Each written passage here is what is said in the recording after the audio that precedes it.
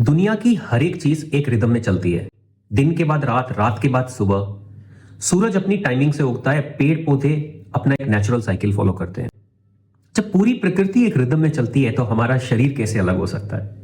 हमारी बॉडी भी एक सिंपल 24 घंटे के साइकिल पर चलती है और साइंस इसे बॉडी क्लॉक कहता है, सर्केडियन रिदम कहता है। और जब ये रिदम टूट जाती है तो थकान, मूड स्विंग्स, डाइजेशन जैसी दिक्कतें, वेट रुक जाना और ये सब शुरू हो जाता है। आज हम इसी बॉडी क्लॉक को समझेंगे और सीखेंगे कि कैसे नेचुरल तरीके से इसे रीसेट किया जाए। कई बार लगता है ना कि अलार्म तो बज गया पर शरीर जागने को तैयार नहीं होता। थकान वहीं की वहीं रहती है।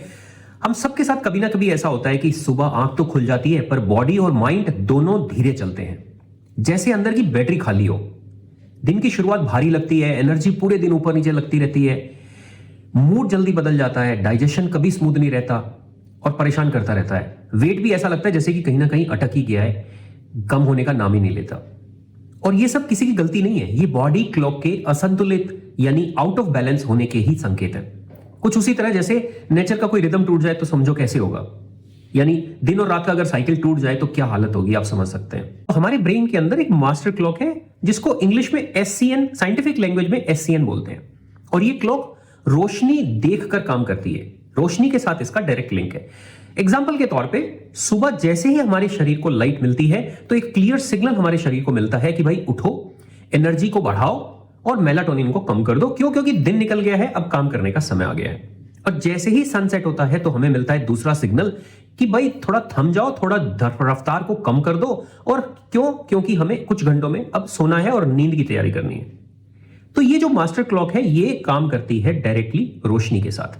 लेकिन मास्टर क्लॉक अकेली नहीं है, बॉडी के हर एक ऑर्गन, जी हां, बॉडी के हर एक ऑर्गन की अपनी एक छोटी क्लॉक होती है। चाहे फिर वो लीवर हो, हार्ट हो या गट हो, यहां तक कि हमारे शरीर के अंदर जो गट बैक्टीरियाज हैं वो भी अपना एक अलग साइकिल फॉलो करते हैं।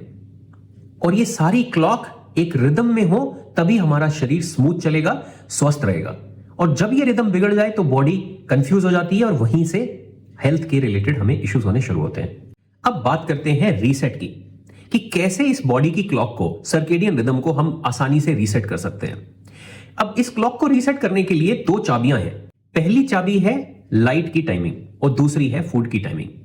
तो मास्टर क्लॉक जो सेट होती है वो लाइट के चाबी से सेट होती है और जो ऑर्गन की जो क्लॉक्स होती हैं वो सेट होती हैं फूड की टाइमिंग से। अब दोनों को अगर हम सही कर दें, यानी लाइट की चाबी और फूड की चाबी को अगर हम सही कर दें तो हमारी जो मास्टर क्लॉक है और जो हमारे ऑर्गन की अलग अलग जो क्लॉक्स हैं वो फिर सिंक्रोनाइज हो जाती हैं, एक रिदम में आ जाती हैं और हमारा पूरा शरीर फिर दोबारा से सिंक में आ जाता है। आइए अब इसको और डिटेल में समझते हैं। ये दोनों चाबियां आपस में बहुत क्लोजली लिंक्ड है। रिसर्च बताती है कि ब्रेकफास्ट अगर हम स्किप करते हैं तो हमारी क्लॉक्स जो है, पूरी की पूरी क्लॉक्स, मास्टर क्लॉक और ऑर्गन की क्लॉक्स जो है वो कंफ्यूज हो जाती हैं। क्यों? क्योंकि उनको ये नहीं पता चलता कि हमें शरीर को सुबह कितने बजे तैयार करना है खाने को डाइजेस्ट करने के लिए। एक और एग्जांपल समझते हैं कि रिसर्च के हिसाब से पता चला है कि अगर मील यानी जो खाना है हमारा, उसको अगर हम 5 घंटे लेट खाएं तो हमारे शरीर के अंदर कोलेस्ट्रॉल और ट्राइग्लिसराइड्स बढ़ जाते हैं। और अगर हम जल्दी मील्स ले लें, रूटीन समय से अगर हम जल्दी मील्स ले लें तो LDL कम हो जाता है और डाइजेशन इंप्रूव होता है।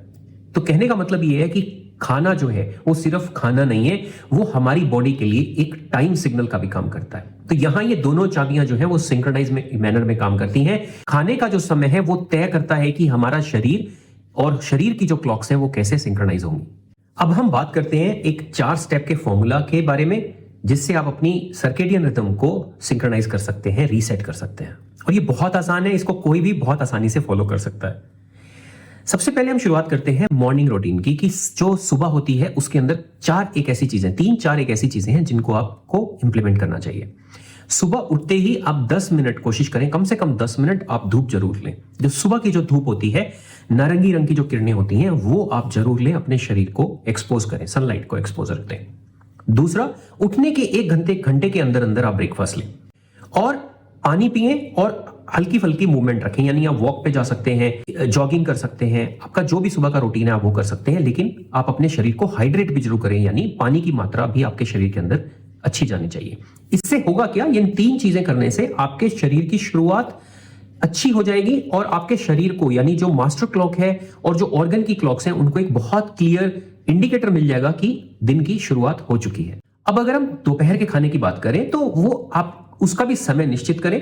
12 से 2 बजे के बीच एक आइडियल समय रहता है।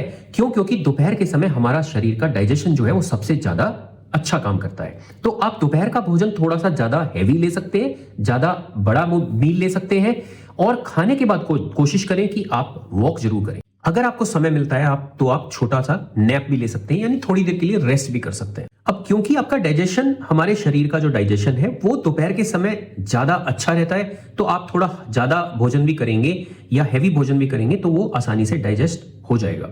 अब बात करते हैं रात के डिनर की। तो रात का जो आपका भोजन है वो सनसेट के आसपास आपका होना चाहिए। एक आइडियल समय है 6 से 7:30 के बीच में। तो आप अपना भोजन जो है, रात्रि का भोजन है, वो 6 से 7:30 के बीच में करें।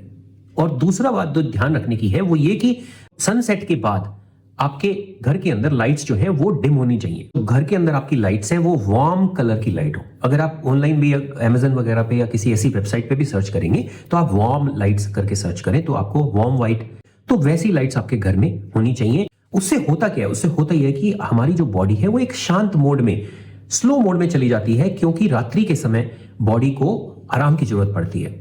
और इसके लिए एक और इंपॉर्टेंट चीज है वो ये कि आप सोने से 1 घंटा पहले आपकी जो भी स्क्रीन की एक्टिविटीज है, चाहे फिर वो लैपटॉप है, मोबाइल है, टैबलेट है, उनकी एक्टिविटी आपको सोने के 1 घंटा पहले बंद कर देनी चाहिए।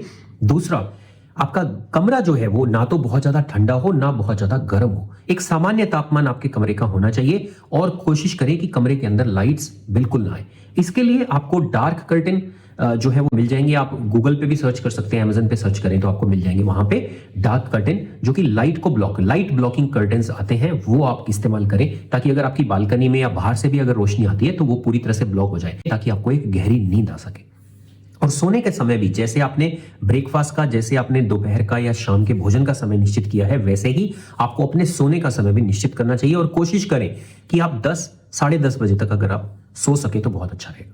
अब इससे होगा क्या? इससे होगा ये कि आपकी बॉडी की जो रिपेयर प्रोसेस है वो शाम को जब एक्टिवेट हो जाती है तो आपने ऑलरेडी अपने शरीर को, यानी रोशनी को कम कर दिया, आपने खाना समय पर खा लिया तो वो एक ब्रेक भी मिल गया आपके शरीर को, तो आपने अपने बॉडी को प्रिपेयर कर दिया है, सपोर्ट कर रहे हैं आप अपनी बॉडी को कि रिपेयर मोड में चले जाओ और शरीर के अंदर जो भी पूरे दिन के अंदर स्ट्रेस हुई है, टेंशन हुई है या कोई भी डैमेजेस हुई हैं, कोई टॉक्सिन्स आए हैं, तो उसका प्रॉपर तरीके से बॉडी रिपेयर करना शुरू कर सके। हमने पहले भी इस बारे में बात की थी, मैं फिर बताना चाहूंगा, बहुत इंपॉर्टेंट पॉइंट है वो ये कि जब हमारे बॉडी की क्लॉक्स आउट ऑफ सिंक हो जाती हैं, संतुलित हो जाती हैं, तो थकान, डाइजेशन, मूड का बार बार बदलना और अनस्टेबल होना, हार्मोन्स का अपसेट हो जाना, ये इस तरह की बहुत सारी आपको प्रॉब्लम का सामना करना पड़ सकता है। और जब क्लॉक्स सिंक में आ जाती हैं तो आप देखेंगे कि आपकी बॉडी की एनर्जी जो है वो स्टेडी हो गई है, डाइजेशन जो है आपका वो स्मूथ हो गया है, मूड आपका ज्यादा शांत रहने लगा है, आप खुश रहेंगे और हार्मोन्स का बैलेंस भी आपके शरीर में होना शुरू हो जाएगा। और हार्मोन्स का बैलेंस जैसे आप देखेंगे तो ये भी एक बहुत बड़ा रोल प्ले करता है आपकी ओवरऑल हेल्थ के लिए, चाहे फिर आप मेल हो या फीमेल हो।